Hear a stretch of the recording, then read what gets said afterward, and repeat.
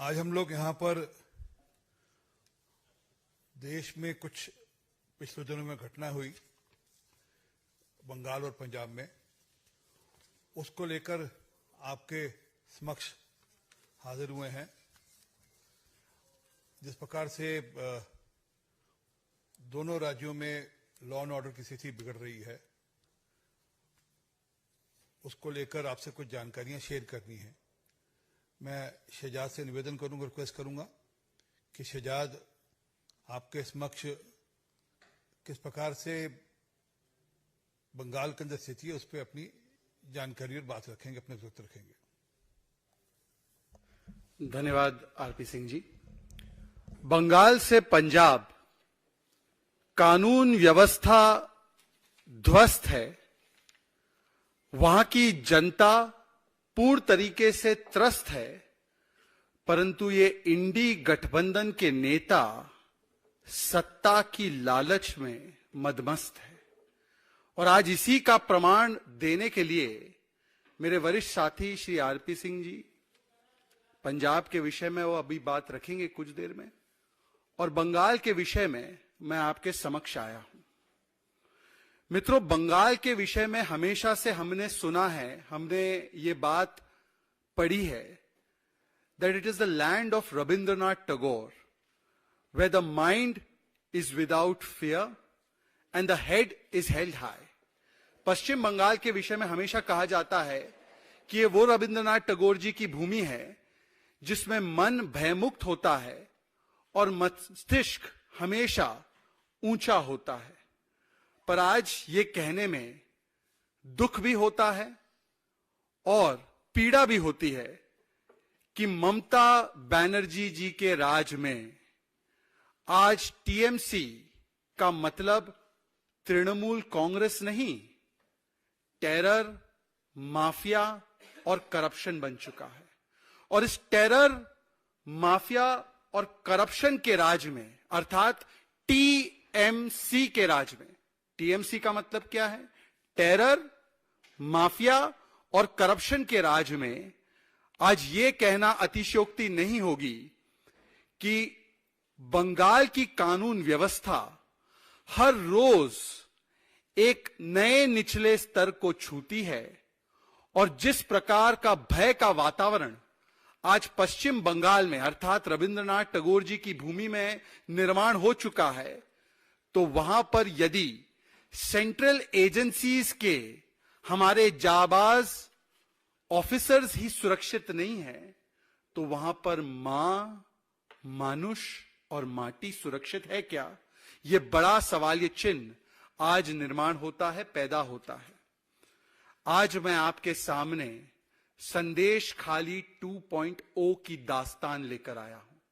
Today we have witnessed through the images of the national media what can be described as nothing short of Sandesh Khali 2.0. You all would remember that day in January when ED officials, following the rule of law, following the constitution, reached West Bengal in order to take forward the investigations into the ration scam, which was basically denying ration to the poorest people of West Bengal and usurping it for the gains of TMC leaders like Shahjahan Sheikh. And you all remember the kind of attack that was launched on them, an attack that was sponsored, patronized and protected and organized by the TMC. वो 5 जनवरी का हमला ED की team पर जो ration scam की investigation के लिए गई थी, शाहजहां शेख जैसे लोगों को पकड़ने के लिए गई थी, उसमें किस प्रकार का हमला ईडी पर हुआ, ये हमारे मन में आज भी बहुत, मैं कहूंगा विविडली, आज भी वो दर्ज है। ये तस्वीर उस समय की है, किस प्रकार से ईडी ऑफिशियल पर हमला किया गया था। आज उसी की देखा देखी एक एनआईए की टीम जब भूपति नगर, पश्चिम बंगाल के ईस्ट मिदनापुर में 2022 के बॉम्ब ब्लास्ट के केस को इन्वेस्टिगेट करने के लिए पहुंचती है, जो कि एक टीएमसी के नेता के घर में हुआ था, जिसमें कि 3 लोग मारे गए थे।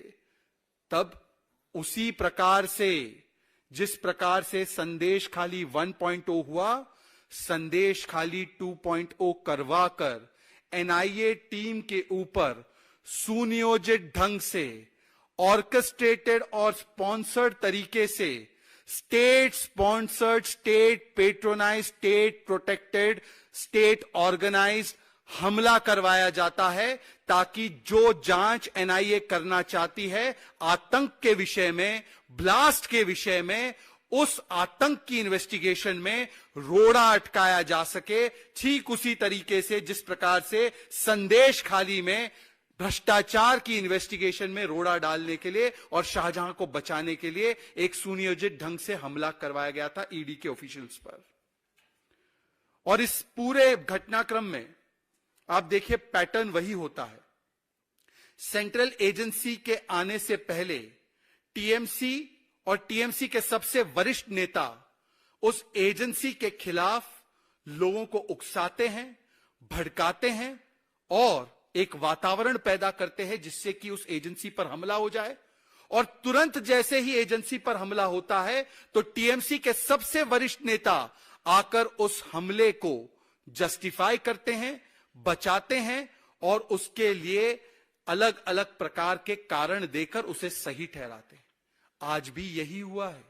संदेश खाली 2.0 से पहले, अभी 2-3 दिन पहले ममता बनर्जी जी ने एक कूच बिहार में, मतभंगा में जब वो रैली एड्रेस कर रही थी, उन्होंने केंद्रीय एजेंसीज के खिलाफ और खास करके आतंक के मामलों में जांच करने वाली एनआईए के खिलाफ पहले तो भड़काने का, हिंसा को आमंत्रित करने वाला बयान दिया और आज जैसे ही एनआईए की टीम पर हमला होता है तो उसके बाद तुरंत तृणमूल कांग्रेस की सबसे बड़ी नेत्री ममता बनर्जी जी आकर उसे जस्टिफाई करती है और कहती है कि यह हमला होना बिल्कुल ठीक है और टाइमिंग और दूसरी चीजों पर सवाल उठाते हुए एक प्रकार से इन हमलावरों को पूर्ण तरीके से क्लीन चिट देती है। इसका मतलब साफ है कि यह हमला केवल एक संयोग नहीं,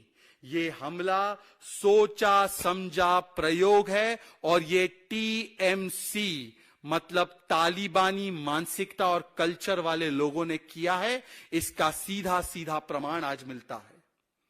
एक बात और भी स्पष्ट हो रही है ममता दीदी के कालखंड में। ममता दीदी के इस तालिबानी माइंडसेट एंड कल्चर वाले रेजीम में जो केंद्रीय एजेंसी है उनके खिलाफ हिंसा और राजनीतिक हिंसा का इंस्टीट्यूशनलाइजेशन अर्थात संस्थागतीकरण हो चुका है, भ्रष्टाचार का इंस्टीट्यूशनलाइजेशन हो चुका है और आतंक को बचाव करने का और आतंक को संरक्षण देने का भी इंस्टीट्यूशनलाइजेशन हो चुका है। Under the regime of Mamata Banerjee, it can be safely said that political violence has become institutionalized, corruption has become institutionalized, and protection of radical elements has become institutionalized and state sponsored. आज मैं पूछना चाहता हूं ममता बनर्जी जी से, संदेश खाली में जब शाहजहां शेख ने ईडी ऑफिशियल्स पर हमला करवाया, क्या यह सच बात नहीं है कि लगभग 55 दिनों तक उस शाहजहां के बचाव में तृणमूल कांग्रेस की सरकार और पुलिस रही? क्या यह सच नहीं है कि सीबीआई की जांच का विरोध तृणमूल कांग्रेस की सरकार ने किया? क्या यह सच नहीं है कि जब हाईकोर्ट ने शाहजहां के मामले को सीबीआई को ट्रांसफर किया तो शाहजहां शेख से पहले ममता बनर्जी की सरकार सुप्रीम कोर्ट जाकर उस पूरे मामले में एक प्रकार से सीबीआई प्रोब ना हो इसकी चेष्टा करती है और शाहजहां को बचाती है? और ये तस्वीर तो हमारे मानचित्र पर दर्ज है कि किस प्रकार से तृणमूल कांग्रेस की पुलिस के संरक्षण में शाहजहां शेख हिंदू महिलाओं का बलात्कारी वी साइन, विक्ट्री साइन दिखाते हुए, चलते हुए, अकड़ते हुए किस प्रकार से तृणमूल कांग्रेस की पुलिस के प्रोटेक्शन में जा रहा था। आज इसी प्रकार का प्रोटेक्शन संदेश खाली 2.0 करने वाली जमात को भी दिया जा रहा है। ये वही जमात है जिसको तृणमूल कांग्रेस ऊपर से लेकर नीचे तक अब बचाव करने की मुद्रा में आ चुका है और हमले को जायज ठहराने के लिए एक के बाद एक लगातार उनके बयान आ रहे हैं। जैसे संदेश खाली के अपराधी को बचाया, आज वो इस प्रकार से एनआईए के हमलावरों को भी बचाने की चेष्टा कर रहे हैं। और इसीलिए आज मेरा सवाल है कि क्या यह स्पष्ट नहीं है कि अब तृणमूल कांग्रेस की सरकार में मां माटी मानुष नहीं, बल्कि इनका नारा बन चुका है बॉम्ब, ब्लास्ट और बलात्कारी बचाओ। आज ये स्पष्ट हो चुका है कि टीएमसी का मतलब टू मच करप्शन भी है और टू मच केओस भी है। करप्शन को भी बचाना है, केओस भी करवाना है। और ममता दीदी, मेरा आपसे एक ही सवाल है कि कभी आप हिंदू महिलाओं के बलात्कारी को बचाने के लिए विधानसभा में बयान देती हैं? कभी आप भ्रष्टाचारियों को बचाने के लिए जिस प्रकार से एजेंसी के काम पर सवाल चिन्ह उठाती हैं? कभी आपके नेता जब पोस्ट पोल वायलेंस होता है या हर चुनाव साइकिल में वायलेंस होता है और वहां पर सुरक्षा देने के लिए सेंट्रल पुलिस की फोर्स जाती है तो उनके खिलाफ हिंसा भड़काते हैं? और आज जब आतंक और ब्लास्ट के मामलों में जांच करने के लिए एनआईए पहुंचती है तो आपके साथ ही आपकी पार्टी उनके ऊपर किए गए हमले का भी बचाव करती है। तो ममता बनर्जी, टीएमसी का हाथ इस प्रकार के आतंकी मानसिकता रखने वाले लोगों के साथ क्यों हो चुका है? इसका जवाब आपको देना चाहिए। अब मैं विशेष आग्रह करूंगा कि पंजाब के बहुत ही महत्वपूर्ण विषय पर सरदार आरपी सिंह जी अपनी बात को रखेंगे। धन्यवाद शहजाद। शहजाद ने बंगाल को लेकर आपके सामने सारी जो वहां पर स्थिति है उसका चित्रण किया, पर पंजाब भी कुछ अलग नहीं है। पंजाब में लगातार निरंतर जिस प्रकार से लॉ एंड ऑर्डर की स्थिति वहां बिगड़ रही है वह हम सबकी जानकारी में है। परंतु एक घटना ऐसी जो अभी 30 तारीख को वहां पर हुई, उसने हम सबको 31 मार्च को जो भी हुई उसने हम सबको चेता दिया, हम सबको ऐसा कर दिया कि लगता है कि समाज में अब एक महिलाओं के प्रति जिस प्रकार का मान सम्मान रहना चाहिए वह रहा नहीं। और खासकर पंजाब जैसे राज्य में जिसपे गुरुओं की धरती है, जो गुरु नानक देव जी की धरती है, और गुरु नानक देव जी ने अपनी वाणी में कहा था, सो को मंदा आखिए जित जन्मे राजान, जिसने भगवान को पैदा किया, जिसने राजा पैदा किए, उसके प्रति किस प्रकार का आदर निरादर क्यों हो, ये उन्होंने उनकी वाणी में दर्ज है। परंतु आज वहां पर जिस प्रकार से जो घटना वल्टोआ गांव में तरन तारण में हुई, वहां पर उसने हम सबको शर्मसार किया है। हम सब पंजाबियों को, सब सिखों को शर्मसार किया। और खास करके इसलिए भी दिक्कत है क्योंकि वहां के जो होम मिनिस्टर वो भगवंत मान खुद हैं। वहां पर एक 55 साल की महिला के साथ जिस प्रकार का दुष्कर्म किया गया, जिस प्रकार से उनको पीटा गया और पीटने के बाद उनको निवस्त्र कर कर गांव के अंदर वहां पर जो मार्केट थी वहां पर उनको घुमाया गया। वह बहन चिल्लाती रही, चीखती रही कि मुझे बचाया जाए। वह किसी दुकान के अंदर घुसकर कोई कपड़ा ओढ़ती थी तो उसका कपड़ा खोस लिया जाता था। उस कपड़े को खोसने के बाद फिर उसका वीडियो बनाया जाता था। ऐसा पंजाब में तो कभी हमने सोचा नहीं था, कभी तरनतारण में ऐसा होगा कभी सोचा नहीं था। परंतु ये निरंतर हो रही घटनाएं हैं। अभी आपको याद हो 3 मार्च को वहां पर एक 12 साल की बेटी के साथ होशियारपुर में वहां पर रेप की घटना हुई। इसी प्रकार पिछले साल एक दिव्यांग बहन के साथ वहां पर होशियारपुर में ही दुष्कर्म हुआ और फिर उसके साथ मारपिटाई भी की गई। इसी प्रकार एक 18 साल की पिछले साल अगस्त की बात है, 18 साल की एक बेटी के साथ जो बास्केटबॉल की एक अच्छी खिलाड़ी थी उसके साथ बलात्कार हुआ और उसको फिर बाद में स्टेडियम की छत से नीचे फेंक दिया गया। इसी प्रकार नोक की पिस्तौल के अंदर सितंबर के अंदर फजलका के अंदर एक विवाहित बहन के साथ दुष्कर्म हुआ। तो ये निरंतर जिस प्रकार की घटनाएं वहां पंजाब में बढ़ रही हैं, दिख रहा है कि वहां पर law and order totally collapse कर गया है। क्योंकि वहां के जो मुख्यमंत्री है उनको राज्य चलाने में कोई शौक नहीं है, उनको राज्य चलाने से कोई मतलब नहीं है। वो अपना ज्यादा समय दिल्ली में लगाते हैं, पार्टी के कैंपेनिंग में लगाते हैं। वे ज्यादा समय अपना जो शराब माफिया के साथ लिप्त जो यहाँ पर उनका दोस्त है केजरीवाल या उनका पार्टी का जो नेता है उसके बचाने में या उसके समर्थन में यहाँ पर खड़े होकर उसके समर्थन में यहाँ पर अपना समय बिताते हैं, ना कि पंजाब की लॉ एंड ऑर्डर स्थिति देखने के लिए। और ये सिर्फ यहीं तक कन्फाइन नहीं है कि वहां पर महिलाओं के साथ निरंतर दुष्कर्म हो रहे हैं। जिस प्रकार से वहां पर बिल्डर माफिया और गैंगस्टर भी मिलकर जिस प्रकार वहां पर अपना एक राज चला रहे हैं, वहां पर आज बिल्डर माफिया और गैंगस्टर मिलकर जिसको चाहे उसको फोन करते हैं, वहां पर शोषण करते हैं। जब वहां के जो लोग हैं, वहां के जो फोन करते हैं, जो वहां के बिजनेसमैन अपनी कंप्लेंट दर्ज करते हैं, उन पे कार्रवाई नहीं होती और यहां तक होता है कि उन लोगों की हत्या कर दी जाती है मैसेज देने के लिए। एक टिम्मी चावला नाम से कपड़े का व्यापारी था, उसकी नकोदर के अंदर उसकी सरेआम दिन दिहाड़े, ये भी पिछले साल की घटना है, दिन दिहाड़े दिसंबर 2022 की घटना है, दिन दिहाड़े गोली मार दी जाती है उसके गनमैन के साथ मैसेज देने के लिए कि अगर पैसा नहीं दोगे तो हम इस प्रकार करेंगे। एक बहुत बड़ा कबड्डी का खिलाड़ी था, उसकी भी इसी प्रकार से, संदीप नांगल आम्बियान नाम था उसका, उसकी भी इसी प्रकार से हत्या कर दी गई थी। क्योंकि अगर कबड्डी के मैच खेलने जाना है तो उनके हिसाब से खेलना पड़ेगा जो गैंगस्टर तय करेगा। जो गैंगस्टर ये बताएगा कि कबड्डी के मैच में किस टीम ने जीतना है, किस टीम ने हारना है, वह मैच फिक्सिंग भी कराते हैं। और जो ये सारी घटनाएं ये हाल में क्यों शुरू हुई? ये इसलिए शुरू हुई कि वहां पर जो मुख्यमंत्री हैं, वहां की जो सरकार है, वह पूर्णतः विफल हुई लॉ एंड ऑर्डर मेंटेन करने में। वह सिर्फ राजनीति कर रहे हैं।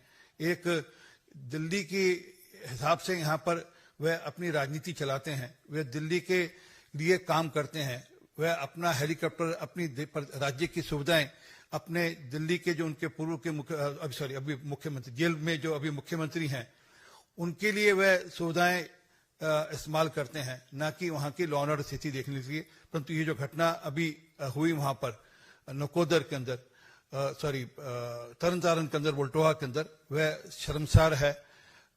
इसलिए भी शर्मसार है क्योंकि उस बहन ने जाकर शिकायत दर्ज करी। जिन लोगों के खिलाफ शिकायत दर्ज करी वो 4 दिन तक पकड़े ही नहीं गए पुलिस। वो, और ये नहीं कि कहीं दूर से, वो वहीं उसी गांव के लोग रहने वाले थे, पुलिस की जानकारी में थे, परंतु पुलिस ने उनको 4 दिन तक उन पर कोई कार्रवाई नहीं करी। उसमें से 5 के खिलाफ शिकायत करी, 3 के खिलाफ कार्रवाई करी, 2 अभी भी गायब हैं, 2 पुलिस के सिस्टम में अभी तक उनको अरेस्ट नहीं किया गया। तो दिखता है कि किस प्रकार से वहां की लॉ एंड ऑर्डर स्थिति वहां पर गड़बड़ है और किस प्रकार से वहां लॉ एंड ऑर्डर क्लैप्स कर गया है। बहनों और बेटियों के साथ किस प्रकार से वहां दुष्कर्म हो रहे हैं, ये हम सबको दिखता है। वो बंगाल हो, वो पंजाब हो, ये जो विपक्षी राज्य हैं, जहां पर वैसे तो कुछ भी हो तो देश में कुछ हल्ला करते हैं, परंतु अपने राज्य की खुद की वह चिंता नहीं करते। बहुत बहुत धन्यवाद। इन दोनों ही विषयों की गंभीरता और संवेदनशीलता को देखते हुए इन दोनों विषयों पर ही यदि आपके प्रश्न सीमित हो तो ज्यादा बेहतर रहेगा। एक एक करके हम प्रश्न लेंगे इन्हीं दोनों विषयों पर, एक एक करके। हाँ जी, क्या स्पष्टीकरण दिया है?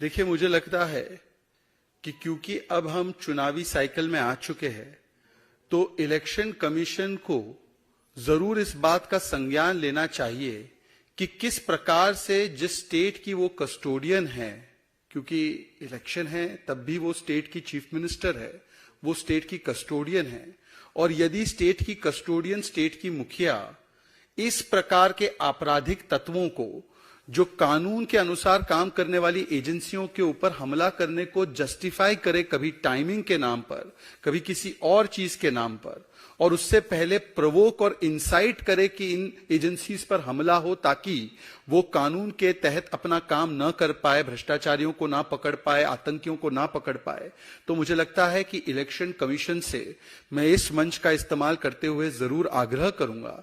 और वैसे तो आपकी जानकारी के लिए बता दूं कि लगातार कोर्ट्स ने, चाहे वो कोलकाता का हाई कोर्ट हो, चाहे वो और भी अदालतें हों, उन्होंने पश्चिम बंगाल के विषय में लगातार चेताया है कि जिस प्रकार की स्थितियां वहां पे बनती जा रही है। एक ही टिप्पणी आपके सामने रखना चाहता हूं जो 2 दिन पहले आई है।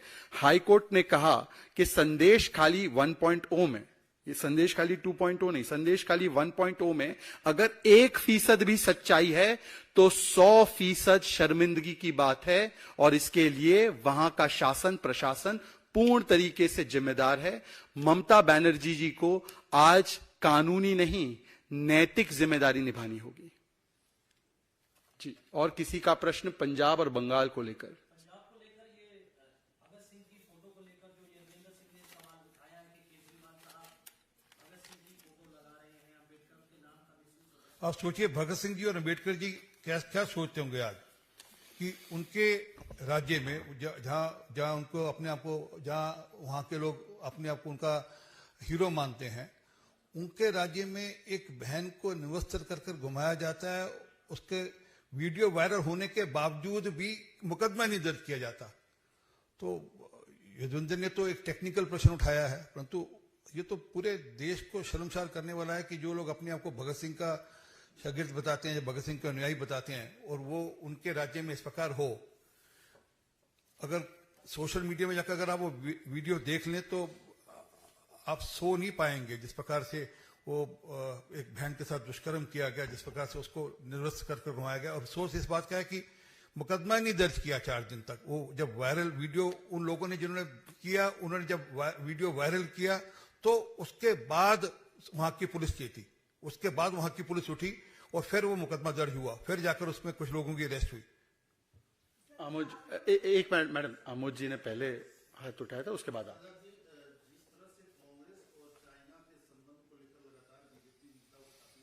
मुझे लगता है आमोद जी, मैंने आपसे रिक्वेस्ट किया था कि इसी 2 विषय पे हम लोगों को पार्टी के मंच से इन दोनों विषयों को प्रमुखता देनी है, बाकी के विषय में आपसे 1 to 1 चर्चा कर लूंगा। जी बोलिए।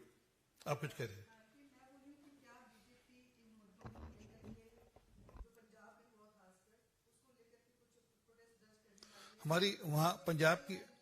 हमारी पंजाब की पार्टी ऑलरेडी वहां पर इसकी चिंता करी, वहां प्रोटेस्ट भी कर रही है और वहां पर पार्टी छोड़िए जो जनमानस है वो प्रोटेस्ट कर रहा है। मैंने कहा कि अगर आप वो वीडियो देख लें तो आप सो नहीं सकती, जिस प्रकार की घटना है कि एक बहन को निवस्त्र कर कर सड़कों पे घुमाया गया। वो कपड़े लेने किसी दुकान में गई, उसके कपड़े द्वारा से खोस लिए गए और वो मुकदमा नहीं दर्ज किया पुलिस ने, ये कहकर कि हमारे पास तो कोई सबूत नहीं है आपके पास। जब वो वीडियो वायरल हुआ तो उसको सबूत मानकर उसके ऊपर एक्शन किया। तो जब वो गई कहने के लिए कि मेरे साथ हुआ, तो उसको मुकदमा नहीं दर्ज किया, ये कहकर कि आपका सबूत क्या है। जी जी बोलिए, आपका सवाल पहले ये खत्म कर दे, फिर बाहर अलग सवाल लेंगे।